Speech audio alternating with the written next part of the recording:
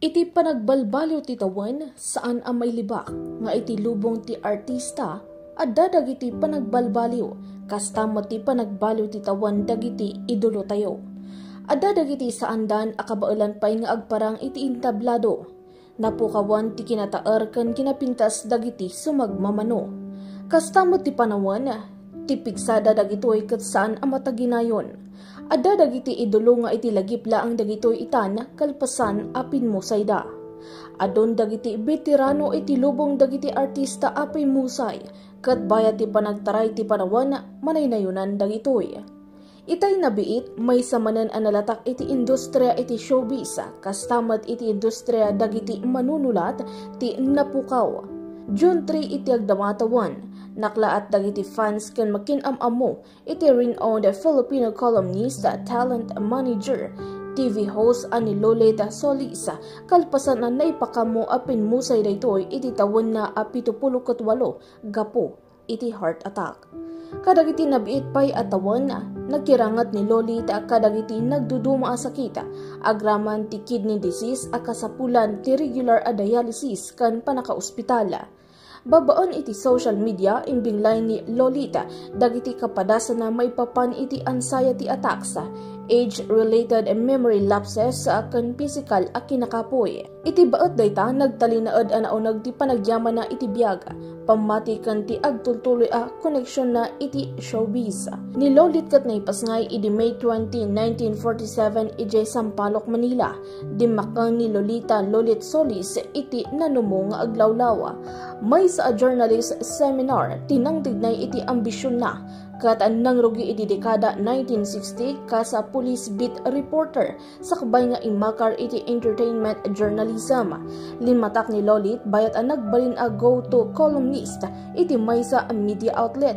Ti no nonsense atono na kan dagiti nabagas nga scope na ti na magbalin ka dagiti report na a mass reads ng runa iti publiko.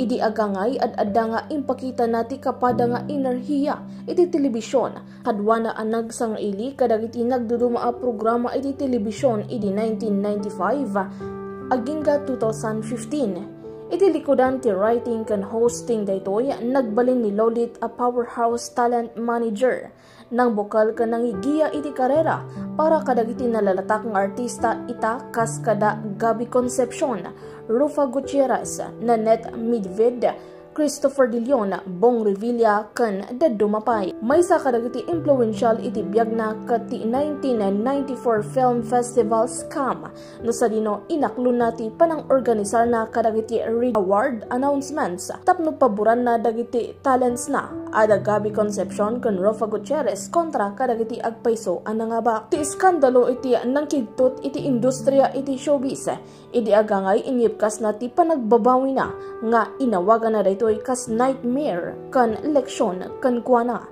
Pag-aamupay daytoy gapo iti unfiltered commentary na kan na minsan napapanaw manipod iti pami gapo iti may paggarup a panaglabsin na iti confidentiality. Sinango na ti kritisismo gapo kadagiti prangka nga opinyon na ngam indepensa na at ipamayan na kat naibasar laang iti kinapudno. Ti impluensya na ti nang depinar iti showbiz journalism iti adu adikada kan ti panagayat na nga agsao iti kinapudno ti na magbalingkan kwa na a respetado. Idirugrugi ti agdamatawan inwaragawag na babaan iti social media nga ag-semi-retire daytoy manipod iti social media.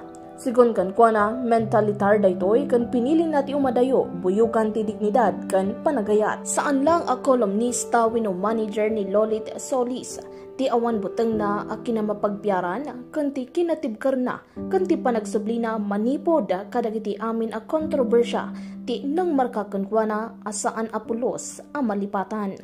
May sa tao nga uray iti kinabakat sakit nagtalinaed a napudno iti bagina. Manipod kadagiti umuna nga aldaw na a police beat reporter, agingga iti dominasyon na iti telebisyon, agingga iti public reflection na, kadagiti maudi atawon na, arid na, a showbiz epic ti istorya ni Lolita, kan iti lubong ti media anagulo, daytoy, kat saan apulos a malipatan, kan manmanula ang daytoy.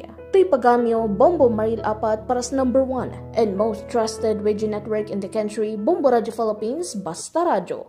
Bombo! Good morning, Philippines!